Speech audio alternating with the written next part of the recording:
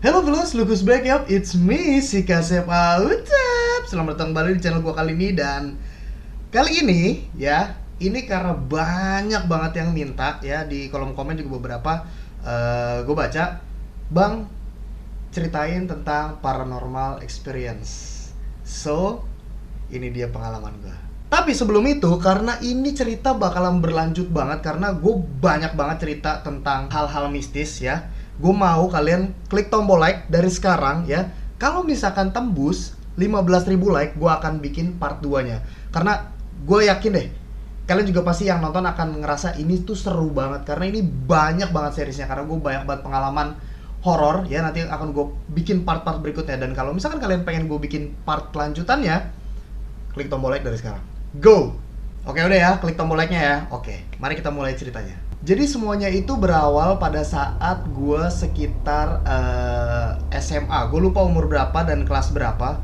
Pokoknya waktu itu SMA. Buat teman-teman SMA gue juga, kalian pasti tahu ya, gue di sekolah itu agak dimusuhin karena gue orangnya introvert. Nah, karena gue itu orangnya introvert, gue memutuskan untuk ikut suatu organisasi. Gak usah kita sebut organisasinya apa, pokoknya ini organisasi yang lumayan keren lah di Jakarta hitungannya ya.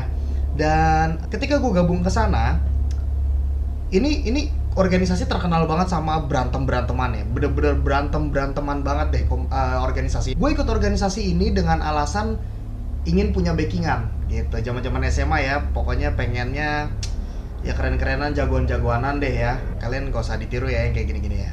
Nah terus organisasi ini ketika gue gabung, gue itu nggak langsung masuk yang kayak dapat pangkat gitu, yang kayak langsung senior gitu ya, enggak. Jadi gue kayak semacam jadi pasukannya. Nah, semuanya berawal dari sini nih.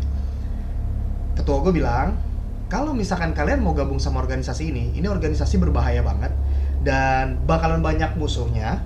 Di jalan kalian akan sering diteriakin orang dari organisasi lain dan kemungkinan akan dibacok oleh organisasi lain. Serem ya. Kalian mungkin beberapa udah mulai tahu nih, oh organisasi ini nih ya, kita nggak usah sebutin lah ya. Tapi di sisi lain adalah emang kita dapat backingan yang luar biasa karena mereka itu organisasi udah gede banget ya.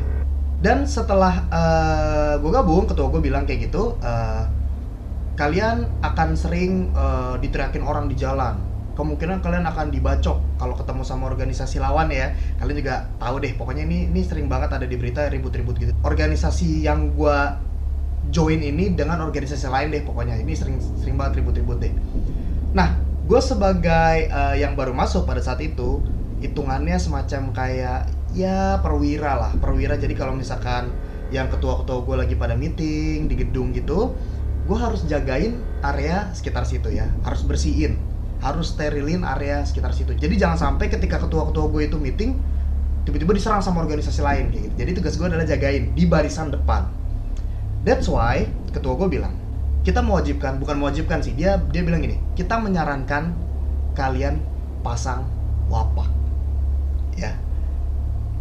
Bagi kalian yang belum pernah tahu wapak itu apa, wapak itu semacam ilmu kebal ya. Jadi kalau misalkan dibacok nggak kenapa-napa, ditusuk nggak kenapa-napa, digetok nggak berasa apa-apa, pokoknya kebal, like literally kebal ya. Nah, ketua gue menyarankan untuk pasang ilmu itu.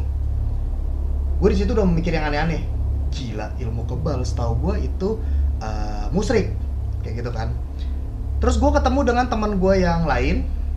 Gue cerita-cerita, kalau misalkan pasang ilmu kebal gitu, kayak wapak-wapak gitu di mana ya? Kira-kira lu ada kenalan nggak sih kayak gitu-gitu? Terus kan itu musrik ya, kayak misalkan kita menyekutukan Tuhan kan?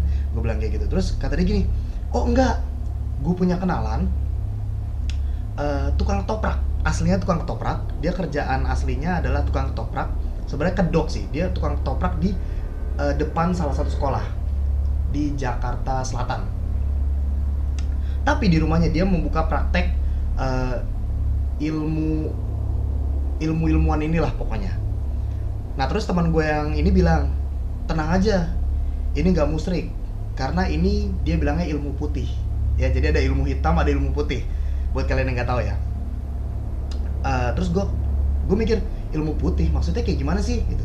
Gue yang pada saat itu masih ya labil lah, usia labil ya, Gue mikir kayak, wah boleh tuh, kayaknya kalau ilmu putih nggak musyrik, gue pikirnya kayak gitu ya. Terus pemikiran gue itu bahwa ilmu putih itu tidak sesat semakin dikuatkan dengan ketika gue memutuskan untuk beneran datang ke rumah guru gue ini, ya, yang tukang ketoprak itu, menyamar sebagai tukang ketoprak itu. Gue datang bertiga kalau nggak salah. Gue datang bertiga, terus biasa lah ngobrol santai gitu, ke rumahnya bertamu gitu-gitu, bawain rokok dan segala macam. Ngobrol, terus dia cerita gini. Oke, mau pasang, kata dia gitu. Oke, terus dia ke dalam. Gua bertiga itu, yang pasang cuma 2, yang satu cuma nemenin doang. Gua dan temen gua ini cuma disuruh beli air putih, mineral water yang gelas, ya, jangan sebut merek ya, mineral water yang gelas. Gue cuma disuruh beli itu. Datang ke situ lagi dong, setelah gue beli di warung depan rumahnya, gue datang ke situ lagi. Terus dia kasih lihat di tangannya itu ada, kalian kalau tahu pelor sepeda ya, pelor sepeda yang biasa di apa sih namanya nih, stang itu untuk bisa belok-belok itu kan di tengahnya itu ada pelornya tuh.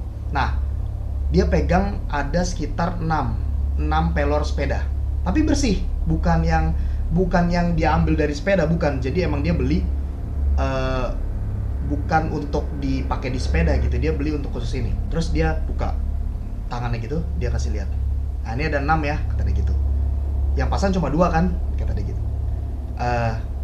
Ini buat kamu 3, jadi dibagi 2 ternyata, 6, 3. Gua kan pasang berdua. Terus pasang dong. Itu cuma pelornya dicelupin ke air putih, ke yang tadi gue beli itu, air mineral tadi itu. Yang 3-nya lagi juga dimasukin ke air putih teman gue. Terus dibacain doa, terus dia bilang minum, habisin sama pelornya. Jadi di dalamnya ada pelor sepeda segede-gede gini ya, nggak gede sih, kecil sih, cuma kayak gue mikir, anjrit ini kan besi loh, gitu kan. Dan terus gue bilang, ini kalau misalkan kan nggak kecerna ya sama perut, dia pasti nanti keluar lagi di pup gitu kan. Terus kata dia gini, udah percaya aja, minum aja, kata dia gitu. Akhirnya gue minum lah, dengan susah payah itu ketelan tuh, satu-satu gue telan, kayak minum pil aja gue nganggapnya, dibantu dengan air putih tadi gitu kan. Teman gue minum, udah. Terus dia kasih selembar kertas, ya, itu dibuka sama dia gitu.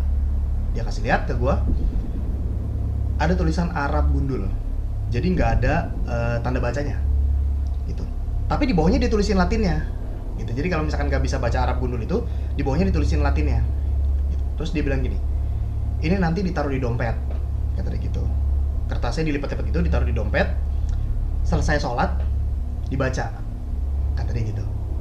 Oh, jadi gue makin yakin. Jadi syarat utamanya adalah harus rajin sholat, karena itu dibaca setelah selesai sholat gitu ya. Setelah selesai sholat itu dibuka, keluarin dari dompet, dibaca huruf Arab gundulnya ini ya. Gue nggak bilang ini ayat karena ini bukan ayat, tapi gue emang nggak tahu artinya gitu. Jadi cuma bahasa Arab aja gitu, dia tulisin Latinnya gitu, kayak bla bla bla bla bla gitulah. Udah nih, jadi gue makin kuat dong keyakinannya, kayak bahwa oh iya bener nih ilmu putih, karena lu harus sholat kayak gitu kan. Kalau ilmu hitam kan pasti kan yang aneh-aneh tuh, yang harus darah ayam hitam lah, kayak gitu-gitu kan. Kalau ini enggak, syaratnya nggak aneh-aneh, cuma minum pelor itu plus dikasih kertas itu, suruh baca setiap selesai sholat kayak gitu. Sampai situ ya. Terus gue sempat penasaran, gue tanya sama dia, efek sampingnya apa kira-kira Pak gitu kan. Terus dia jawab, nggak ada sih, cuma kalau misalkan memang kalian dari kecil udah peka, kalian bisa lihat. Dia cuma bilang gitu. Terus gue kayak, bisa lihat? Maksudnya? Ya bisa lihat lah, dari kecil bisa ngeliat gitu kan. Gue cuma mikir cuma sampai situ doang. Udah, kita pulang dong. Kita pulang, itu efeknya nggak langsung ya. Kalau nggak salah itu nggak langsung. Besokannya atau 2 hari kemudian, gue belum berani nyoba juga gitu. Belum berani nyoba kayak langsung bacok-bacok gitu, nggak. Selang 2 hari gue ketemuan sama teman gue ini. Jadi kita beda sekolah sama teman gue kenalan ini, tapi kita satu organisasi. Ketemuan, nongkrong. Terus dia bilang gini, Tap, lu udah nyoba Tap? Kata dia gitu. Nyoba apanya? Ilmu lu udah lu coba? Kata dia gitu. Terus gue bilang dong, belum, emang lu udah? Wah, lu mesti cobain, kata gitu. Jadi dia ada kayu ya, diambil kayu. Nih, cobain. Balok bukan balok sih, balok tapi agak tipis sih, emang agak tipis. Terus dia bilang gini, sini mana tangan lu, kata dia gitu, lurusin kayak gini, kata dia gitu. Terus gue langsung kayak, wah enggak lah, enggak, jangan, contohin dulu, gue bilang kayak gitu. Terus teman gue ini akhirnya contohin gitu, minta sama teman gue yang satu lagi ini yang kemarin nganterin itu, pukul deh tangannya, dia giniin, dipukul pakai kayu itu, dipukul petak gitu. Temen gue ini ketawa-ketawa, anjrit geli, kata dia gitu. Dari situ gue penasaran, wah gila gokil nih ilmunya, gue bilang gitu. Nah terus akhirnya gue mau coba gitu kan, penasaran gitu. Tapi karena kayu itu udah patah, akhirnya di dekat situ kayak ada sapu. Kita nongkrong di daerah taman di daerah, aduh gue lupa ya namanya, Tanah Kusir. Di situ ada taman dan kebetulan di situ ada sapu. Coba pakai sapu, gue gituin tangan gue gitu kan. Dan oh ya, by the way tadi teman gue yang setelah dipukul itu dia ketawa-ketawa dan di tangannya nggak ada bekas apa-apa, nggak memar, nggak biru, nggak bengkak. Jadi nggak ada apa-apa, kayak nggak kena apa-apa gitu. Akhirnya gue penasaran dong, coba pakai sapu nih, coba pakai sapu terus digetok lah. Petak, sapunya nggak patah, tapi nggak berasa apa-apa. Bener-bener kayak lu cuma di kayak gitu doang. Gue ketawa bukan karena geli, karena kalau yang teman gue tadi kan dia geli katanya. Kalau gue ketawanya kayak, wah anjir ini keren banget. Gue mikirnya pada saat itu kayak gitu. Kelar ya, kita udah coba ilmu masing-masing. Permasalahannya adalah gue nggak begitu nge sama yang guru gue waktu itu bilang. Kalau misalkan yang dari kecil peka gitu, kalian akan bisa lihat gitu. Selang beberapa hari kemudian kita nongkrong lagi di depan minimarket. Dulu ada minimarket yang lambangnya warna merah ya, kalau kalian tahu. Sebelum ada yang 711 itu biasanya anak-anak SMA tuh nongkrongnya di depan minimarket ini. Itu abis maghrib, gue inget banget, abis maghrib nongkrong berlima sih. Terus teman gue ini bilang, lagi nongkrong gitu, terus dia bilang kayak gini, "Tap, lu lihat deh ke atas pohon itu," kata dia gitu. "Lu ngelihat yang gue lihat juga nggak?" kata dia gitu. Terus gue kayak langsung ngeliat gitu ke atas pohon di seberang. Jadi kita nongkrong itu di minimarket ini, depannya tuh jalan raya gede, seberangnya tuh ada pohon gitu kan, gede banget pohonnya, emang bukan pohon beringin sih tapi gede banget pohonnya, gue juga lupa pohon apa. Terus dia tunjuk gitu, "Lu ngeliat gak yang gue lihat?" gitu, kata dia gitu. Terus gue pada saat itu nggak ada pikiran apa-apa, terus gue nengok gitu ke atas, set, diem gitu, kayak ada yang aneh ya, kayak ada yang aneh, cuma gue belum ngeh banget. Terus gue bilang kayak gini, kita sebut aja namanya ini Andi ya, teman gue ini Andi. Terus gue ngeliat gitu, anjir di itu ada cewek ya, gue bilang gitu. Masih belum ngeh sama sekali. Itu ngapain ada cewek di atas pohon gitu? Tiba-tiba dia bilang gini, "Lo ngeliat rambutnya nggak?" kata dia gitu. Weh, itu manusia apa bukan? Baru mulai sadar.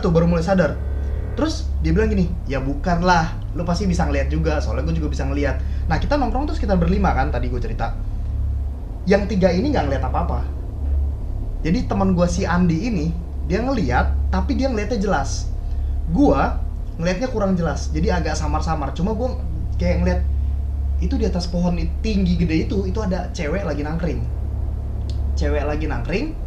Dan rambutnya panjang, duduk ya, duduk atau berdiri gue lupa ya, kalau nggak salah sih duduk di batang pohon. Gue mikirnya pada saat itu kan belum begitu nggak, sampai akhirnya dia bilang gini, "Ya bukan manusia, lo bisa lihat, soalnya gue juga bisa lihat," kata dia gitu. Terus mulai tebak-tebakan lagi. Waktu itu gue nggak kepikiran takut sih, cuma kayak, wih seru juga sih bisa ngeliat kayak ginian, karena gue juga ngeliatnya samar. Dia bilang gini, "Coba lo bisa lihat mukanya jelas," kata gitu. "Itu serem loh," kata dia gitu. Terus gue kayak langsung bilang gitu ke dia, "Justru untung sih gue nggak bisa ngeliat mukanya, karena gue cuma ngeliat bentuknya, dan kalau gue ngeliat mukanya mungkin gue sekarang ketakutan." Gue bilang kayak gitu. Kelar tuh, ternyata gue baru ngeh, oh yang guru gue bilang itu adalah bisa ngeliat setan, like literally bisa ngeliat. Tapi gue masih samar-samar gitu ya, dan cerita-cerita sama teman gue si Andi ini, kenapa bisa kayak gitu? Karena si Andi ini sholatnya lebih rajin, jadi dia lebih sering baca yang di kertas itu ya. Dia sholat subuh juga, tahajud juga. Kalau gue yang 5 waktu doang. Dia duha kayak gitu-gitu, itu dibaca semua sama dia setiap dia sholat dan dia lebih rajin. Jadi dia ngeliatnya jelas. Kalau gua justru ngelihatnya masih kayak rabun-rabun gitu, kayak orang minus. Terus dia waktu itu meyakinkan gua adalah dia bilang kayak gini, santai aja, yang kayak gitu nggak gangguin, soalnya dia juga tahu kita punya ilmu, jadi dia juga takut.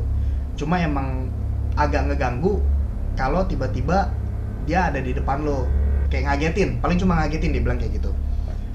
Di situ mulai mikir tuh, anjir ngeri juga sih kalau tiba-tiba nongol di depan gua kayak gitu. Terus akhirnya ya udahlah, karena dia bilang itu nggak ganggu, gue fine aja. Selang 3 hari lah, 3 hari, nggak 3 hari sih, ya pokoknya beberapa hari kemudian deh, gue tidur pulang ke rumah seperti biasa gitu kan, sampai akhirnya tengah malam gue, jadi pada saat itu gue lagi belajar gitar, baru beli gitar baru dari teman gue, terus baru lagi belajar gitar. Bokap gue nyuruh gue untuk les gitar, tapi yang private, temannya ada yang bisa ngajar, ada yang jago gitar gitu, terus ngajarin gue setiap gue pulang sekolah ke rumah. Waktu itu baru beli gitar baru. Kenapa dia minta gue private? Karena dia bilang gini, papa dari dulu pengen banget bisa main gitar, tapi nggak bisa, jadi kamu belajar sama temen papa aja. Bagus loh, cowok bisa main gitar tuh ngaco, kata dia gitu. Gue nurut aja kan, gue les lah gitu. Tapi yang mesti diingat adalah bokap gue nggak bisa main gitar ya, makanya dia panggil guru les. Tiba-tiba tengah malam gue lagi tidur, kebelet pipis. Kamar mandi gue itu seberang kamar gue, bener-bener seberang, jadi tinggal jalan lewatin meja makan terus langsung nyampe kamar mandi. Dekat sebenarnya, tapi kalau misalkan gue nengok ke belakang, ke kanan itu arahnya ke ruang tamu. Dan di rumah gue itu kebiasaan kalau misalkan malam itu lampunya mati semua, bener-bener mati semua, supaya hemat listrik. Kedua juga ya supaya tidurnya nyenyak sih, gelap gitu. Bahkan di kamar gue juga mati lampu, lampunya dimatiin semuanya, jadi benar-benar satu rumah lampunya dimatiin, kecuali biasanya ruangan-ruangan yang banyak tikusnya, misalkan kayak dapur, itu doang, sisanya mati semua. Dan pada malam itu dapur mati juga karena lagi nggak banyak tikus gitu, jadi dapur mati juga, semuanya gelap gulita. Gua bangun, kebelet pipis kan, gue bangun, nyalain lampu kamar, jalanlah ke seberang, ke kamar mandi gitu kan, yang ada di seberang kamar gue. Terus tiba-tiba ada suara orang main gitar. Gue nengok ke kanan, itu sekitar setengah tiga pagi. Bokap gue emang suka begadang, tapi itu agak aneh sih gitu kan. Terus ada suara orang main gitar, gue nengok ke kanan. Gue yang masih ngantuk pada saat itu nggak sadar. Gue nengok gitu, ngapain sih pak pagi-pagi mainan gitar, berisik tahu. Gue bilang kayak gitu, dia diem aja nggak jawab. Gue nyampe kamar mandi, di kamar mandi gue mikir sambil pipis gitu, gue mikir, kan bokap gue nggak bisa main gitar. Disitulah gue mulai merinding, kayak gue pada saat itu adalah gimana caranya ini gue kelar pipis harus cepet-cepet lari ke kamar. Gue pengen selimutan segala macem, pokoknya gue ketakutan banget deh. Tapi yang gue takutkan lagi adalah ketika gue pintu itu ada di depan gue gitu. Jadi, gue merinding gila, merinding banget. Jadi gue siapin mental, gue siap-siap, pintu udah mau gue buka, gue siap-siap lari nih, gitu kan. Gue buka, gue lari, itu orang masih di situ, ya, gue nggak tahu itu orang atau bukan ya. Itu orang masih di situ, masih main gitar tapi nggak ada suaranya ya, masih main gitar. Terus gue lari ke kamar, masuk, ya, bener aja dugaan gue. Gitarnya itu di kamar gue, karena kan gue lagi belajar gitar, jadi kan bakalan sering main gitar di kamar dong. Gue nggak sadar itu gitu loh. Jadi ternyata gitarnya itu masih di kamar gua, dan bokap gue itu nggak bisa main gitar. Sementara tadi gue denger dia mainin gitarnya, ya. Jadi pertanyaannya sampai sekarang adalah, itu siapa? Ya, gue nggak tahu, sampai sekarang nggak mau tahu. Dan itu di rumah gue yang sekarang. Jadi kalian bisa berspekulasi sendiri, kira-kira itu apa, siapa yang main gitar. Gue nggak mau berspekulasi sendiri, kalian silakan simpulkan sendiri, tulis di kolom komen, bang itu kayaknya siapa ya, tulis di komen ya, silakan. Dan ini cerita masih berlanjut, itu cuma salah satu efek samping dari gue pasang wapak itu atau ilmu kebal itu. Banyak banget ceritanya semenjak gue pasang ilmu kebal itu. So silakan like, tembus 15.000 gue akan lanjutin ceritanya. Sampai sini dulu ceritanya, nanti akan gue lanjut di part berikutnya. Terima kasih buat kalian yang udah nonton video ini sampai habis. Jangan lupa klik tombol like kalau kalian suka, terus dislike kalau kalian nggak suka, terus tulis di komen box di bawah video apa lagi yang kalian pengen gue untuk bikin lagi next ya. Jangan lupa juga untuk klik tombol subscribe atau langganan, karena itu gratis, seumur hidup tanpa dimungut biaya apapun. Dan itu adalah bentuk support paling sederhana dari kalian untuk kita per YouTuber Indonesia. Terakhir, jangan lupa senyum, jangan lupa bahagia, and forget to stay awesome. Peace. Sampai jumpa di Paranormal Experience berikutnya.